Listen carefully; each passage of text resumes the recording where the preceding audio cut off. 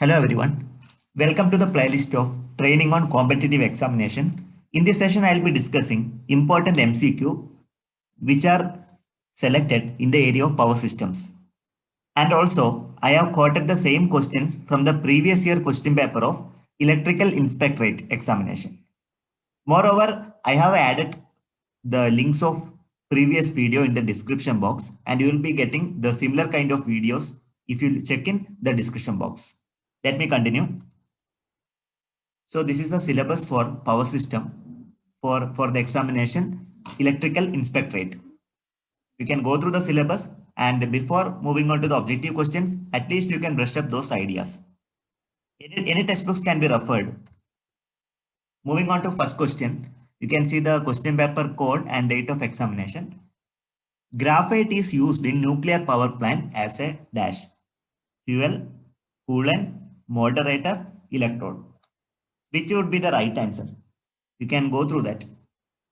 Actually, graphite is used as the following option. You have to identify which is the convenient option. The graphite is used as, the right answer is moderator. You can go for the third option, moderator, graphite. Okay.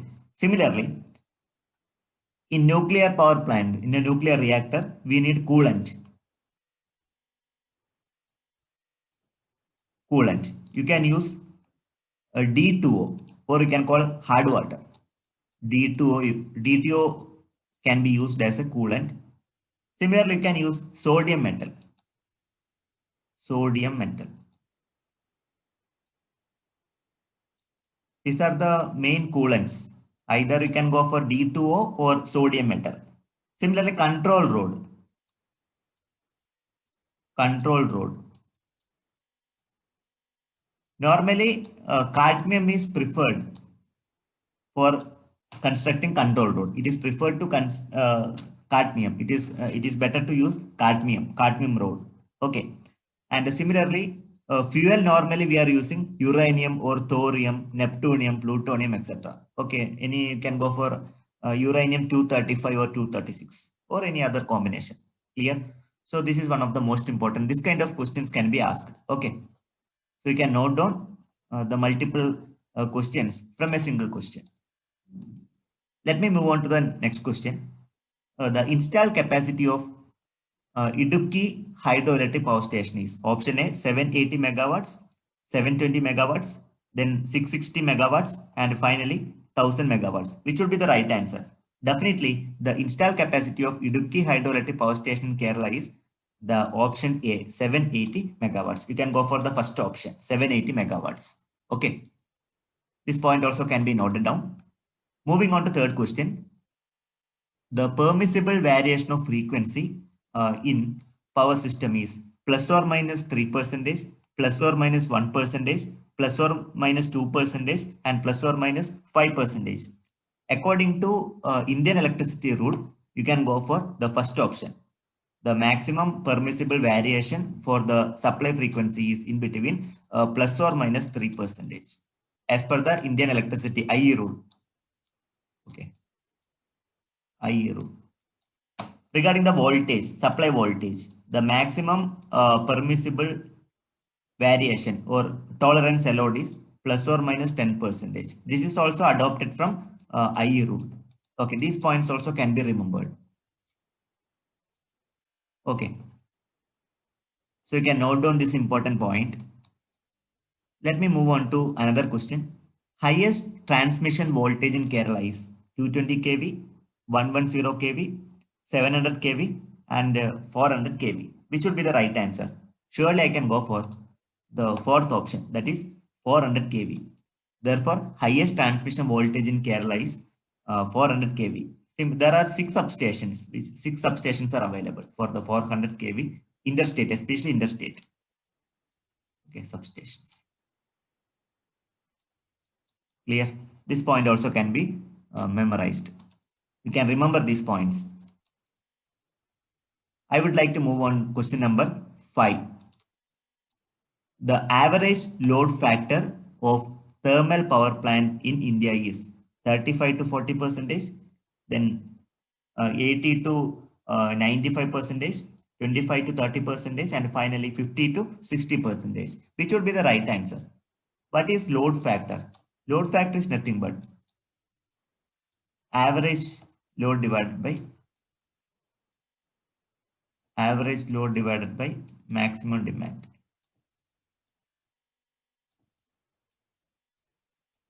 This is actually the load factor. Okay, so in India, the load factor of the thermal power plants is lies in the range of 50 to 60%. Okay, 50 to 60%. You can go for option number D. For hydropower station also, the load factor is restricted to 60%, especially in our country. Clear? This point also has to be remembered. So you can go for option D. Similarly, many more terms are available. Diversity factor, then plant capacity factor. Likewise, you can remember that is also one of the most important area. You can expect these kind of questions for upcoming examination, upcoming competitive examination. I would like to move on. Question number 6.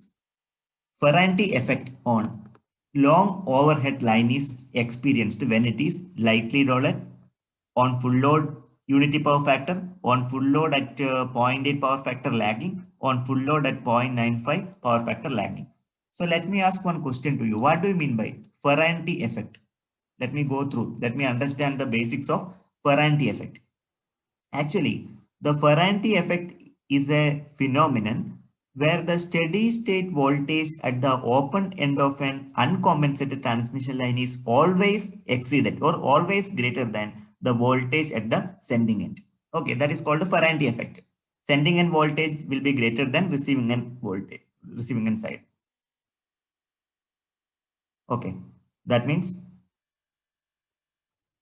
the Ferranti effect, it is a phenomenon of steady state voltage at the open end of an uncompensated transmission line is always higher than that of the sending end. That means receiving end voltage will be greater than sending end voltage. That is called the Ferranti effect.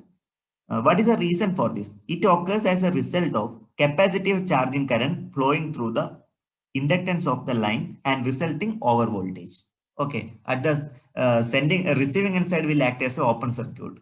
So that definitely we can say that receiving end voltage exceeded by the sending end voltage. That is called a Ferranti effect. Then how to minimize Ferranti effect? How to minimize Ferranti effect? That is also another question. Ferranti effect can be reduced by installing shunt compensation devices at the receiving end side. The compensation device is a shunt reactor which is connected in parallel with the transmission line. Okay, this results reduction of Ferranti effect. That means receiving end voltage greater than sending end voltage as a result of Ferranti effect. Now coming to the question, Ferranti effect on the long transmission overhead line is experienced when it is definitely I can say that lightly loaded. I can go for first option, option number A. Okay, definitely we can go for option number A. Similar point you have to note down. That will helpful for clearing the examination. Okay, you can find out a suitable answer. I would like to move on to question number 7. The voltage of a particular bus can be controlled by controlling the following parameter: phase angle, active power of the bus, phase angle and reactive power, and reactive power of the bus. So from this option, the best answer is option number D. That means reactive power is directly proportional to bus voltage. Surely I can go for option number D. Okay, so you can choose option number D for 7th question. Now I would like to go for question number 8. A fault is more severe from the viewpoint of RRV if it is a long fault than medium length line fault, short line fault, either long line or medium line fault. Which would be the right answer? Okay, that's a question. So we have to find out a suitable answer for this. So what do you mean by RRRV? It is related to circuit breaker. You must have studied about circuit breaker. Rate of rise of recovery voltage. The full form is rate of rise of recovery voltage associated with the circuit breaker operation. Recovery voltage.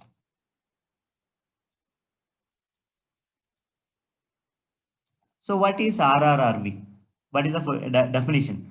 The rate of rise of recovery voltage is defined as peak transient recovery voltage divided by the total time from zero voltage to peak voltage. It is related to arcing of circuit breaker. Okay, the fault is more severe from the viewpoint of RRRV if it is a long line fault, medium length line fault, short line fault, either long line or medium line fault. Which would be the right answer? Surely I should say that it is related to third option, that is short line fault. I can go for the third option. You have to study the definition, and there is one equation also to calculate the RRRV. Okay, that point also you have to remember. Okay, you have to develop similar kind of questions from this base question, and you have to note down regularly you have to note down. I would like to move on to question number 9. The insulation of modern extra high voltage line is designed based on corona effect, the lightning voltage, the switching voltage, and voltage drop. Here, for designing of insulation level for typically EHV lines, I need to take care of the parameter, that is switching voltage. Okay, so I can go for option C. Option C is the right answer for this question. Okay, this point also can be noted down. Moving on to last question of this session. The presence of earth in case of overhead lines increases the capacitance, decreases the capacitance, decreases the inductance, and increases the inductance. You know the relationship between the capacitance and the height or distance. So capacitance is inversely proportional to the distance or height. Clear? That means presence of earth in case of overhead lines, that definitely increases the height. Sorry, reduces the height. Reduces the height. Correct? Presence of earth in case of overhead lines, that will reduces the height. If the height is reduced, means capacitance will be increased. So C is inversely proportional to height or distance. So that I can go for option number A. So option number A is the best answer for this question. The presence of earth in case of overhead lines increases the capacitance. You can study the relation. Okay. So these questions are already asked in the examination during 2007. Similar kind of questions can be expected for the upcoming examination. Okay. So if you are having any queries, you can put up in the comment box. Thank you very much for watching this video. For non-technical questions, you can refer my one more channel. I have put up many more non-technical questions. Finally, thank you very much for your kind support. Stay tuned.